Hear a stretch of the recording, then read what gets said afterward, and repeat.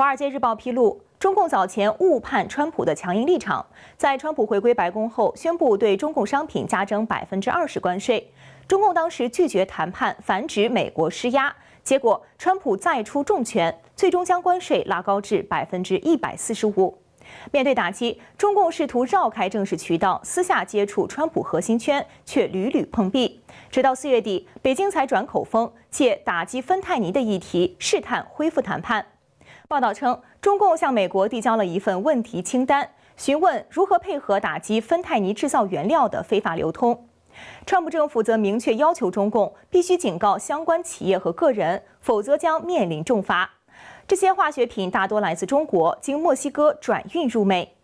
双方初步达成共识，决定本周末在瑞士举行高层经贸会谈。美国由财政部长贝森特和贸易代表格里尔出席，中共则派出副总理何立峰。这是川普第2任期以来美中首次正式开启谈判。白宫表示，这是让关税战降温的重要起点，但川普强调不会为了谈判先降关税。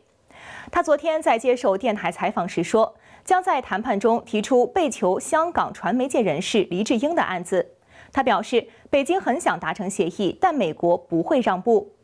中共则继续摆出对话大门敞开的姿态，但商务部发言人却反咬美方缺乏诚意，要求美方先撤销关税，还声称不能一边谈一边施压。美国学者提醒，不要对中美经贸会谈抱太大希望。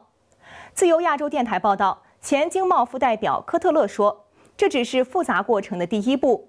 中国学者张丽也坦言，中美缺乏互信，未来谈判将旷日持久。